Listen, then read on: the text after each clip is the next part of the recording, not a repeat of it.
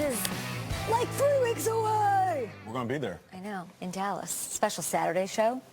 4-hour shows, Thursday, Friday, and Saturday. That'll be amazing. It's going to be off the chain. And the weather is going to be awesome, which I'm excited about as well. All right, so because the draft is just around the corner, we thought we could take a look at some of the top players in this class who are not quarterbacks. So let's play a round of Name That Prospect. Today we're focusing on running back Saquon Barkley. Who else you got there? You got your Brad Chubb, your Minkah Fitzpatrick. Who else? Quentin Nelson, Calvin Nelson. Ridley, University of Alabama. Those are the paddles. Here are the topics. Which prospect should the Browns, Peter, take 4th overall? I think they need talent. I know they got Carlos Hyde. I know they added a lot of guys, Jarvis Landry. I'm going with Saquon. I think Saquon Barkley, and I know John Dorsey doesn't have a long history of taking running backs in the draft, whether it was with Kansas City or Green Bay in the early rounds, but to me, this is a once-in-a-generation running back talent. You had Adrian Peterson and LaDainian Tomlinson last generation. Everyone loves Gurley and Bell and all these guys. Sean Payton said it at the coach's breakfast. Best running back in 25 years to leave college. Don't get scared about the Trent Richardson history. Go with running back if that's what you feel like he is. The Browns need to beat the Steelers. They have to figure out a way to beat Ben Roethlisberger, to bring him down. I want to bring in this man right here. Myles Garrett last year was a little banged up when he was out there. He appeared to be the real deal. If you put Myles Garrett with Chubb, I think it is a dynamic, badass pass rush for a decade. And by the way, if they don't, I think Denver should do it and put him with Von Miller. But I love Myles Garrett and Chubb to go with the quarterback at the one spot. I agree. I'm going to jump right in. Do it. I'm going with Bradley Chubb, and now I get it. Myles Garrett, the combination there, you're probably thinking to yourself, that's too much firepower. No, that's exactly what they need. And I feel like any team that gets this guy, because I didn't want to go Saquon because I feel like he's already going to be going #1 for the Browns, but any team that gets this guy, #1. 2018 BCBC. That's what they're going to say. 2018 before Chubb. Okay. For Bradley Chubb, and that's what it's going to be because he's going to be that dominant. If you look at his size, his speed, his ability to get to a quarterback, you compliment him with Myles Garrett, whoo, watch out. You're saying Saquon's going #1. You're saying maybe they have Carlos Hyde, they have Duke Johnson. They should still take Bradley Chubb instead of a Saquon Barkley. I like the pass rusher, and I love that Nate is still saying #1. I almost feel like Maury Povich should announce it, Nate, and your reaction should be that way. You should run off set, or you should do one of those dances. If they take him #1, you got to do the dance. I'm going to do one of these. And Saquon Barkley is not the #1 pick. He gone.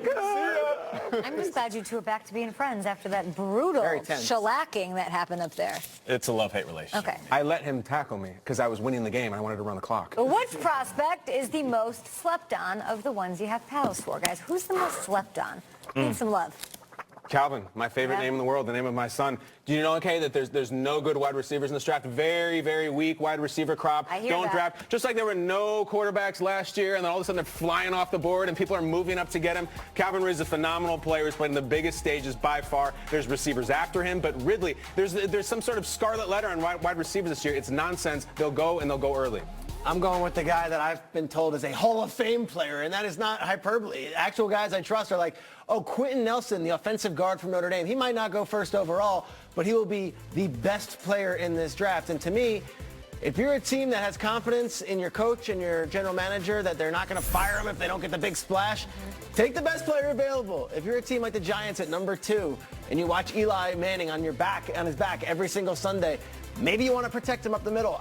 Quentin Nelson is being slept on, not as overall prospect, but maybe in the top 3 conversation, he might go that high. I'm right there with you, and it's not about him being slept on, and it's not about him not having any hype, because he has all that. But what I do feel like is as soon as you compliment him and say, he can be a dominant force, as soon as he steps on the field, he's going to make an immediate impact, it's followed by it. But you can also find a Kareem Hunt later in the rounds, or you can find an Alvin Kamara, which is absolutely true. I was a 3rd rounder, so I love the fact that there will be steals of the draft.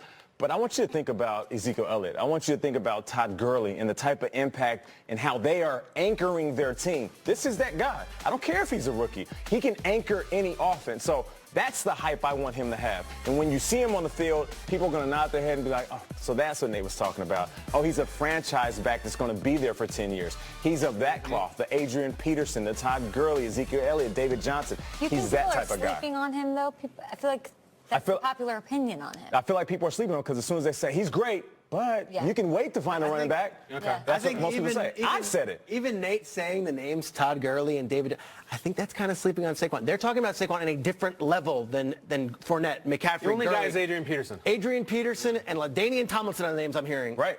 Fournette Wow. is a second tier compared to what they talk about Saquon Barkley, which Right. if that's the case, sounds he like- is being slept on. It sounds like set up to be disappointed, though. I mean, Sure. that's a lot to live up to. Are you telling Oh, me but- Todd Gurley wouldn't be good enough? But then freezing Quentin Nelson's face in carbonite for Canton already is like not high expectations for a young cat. I feel so bad for Quentin Nelson. Poor Quentin. Yeah, for I real. really, truly do feel bad for him. It's either Kenton or the worst career ever. It right? is. It's He'll that start sucks. mauling dudes week one. We won't feel bad. World's strongest man competition.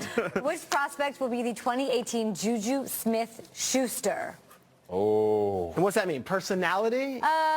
Breakout. Just breakout. Who's gonna steal- Celebrator, Who's gonna anything. steal your heart? I'm Steal my going, heart. I'm going Okay. with this young man right here.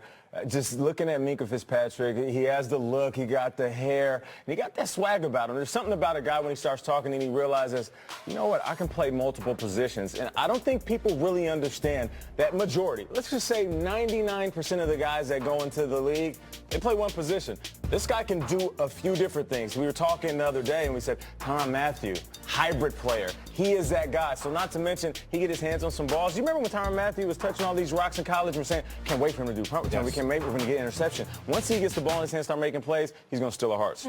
We'll go Bradley Chubb. I like him. I watch a bunch of NC State games. They're always on like noon on a Saturday. This guy's grabbing players' towels. dancing. He's dancing. He's got a lot of personality. Whereas I think a lot of defensive ends are all ball-nosed. This guy brings the flash and the flavor. I think Juju will be challenged by Bradley Chubb. I agree.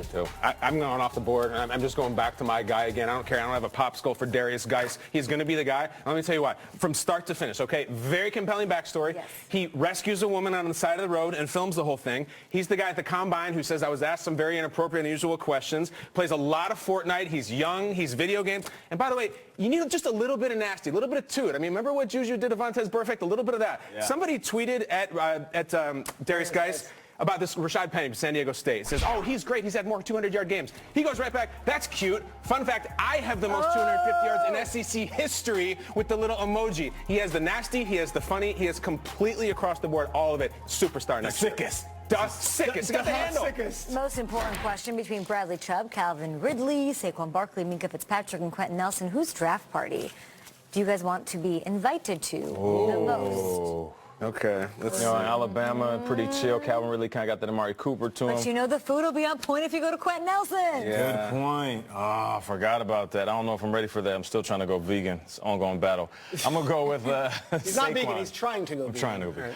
I'm going with Saquon Barkley. I was reading up on him last week, and he's very beloved. And he already has parades planned. I think he already had one before. And not to mention, like this guy at Penn State, like I know a few guys that went to Penn State. They know how to get down Mike Brown. out there. Yeah, it's my former running back. Yeah. So I'm going with Saquon Barkley. It's going to be one hell of a day for him. This is my guy, Quentin Nelson. Let me explain. There's a regional tie here. He went to Red Bank Catholic. He is a Homedale native. This is all Jersey Shore. He's a Jersey Shore guy. And if you want to talk gym, tan, laundry, you want to talk going down to DJ's in Belmar on a late Sunday afternoon. This babyface is doing that. This babyface. I don't know if he actually does it, but he comes from it. I know this guy. I went to high school with this guy. I know Jersey Shore. Quentin Nelson's Jersey Shore. Hey. The Notre Dame Prestige or not. Tricks. He's got it in him. I like that situation. I do like that situation. 12-pack, Quentin Nelson. Let's go. Definitely the gym. I don't know about the tan. Right? A little more Ronnie. Remember Ronnie was a maniac. Sammy, One sweetheart. shot, kid.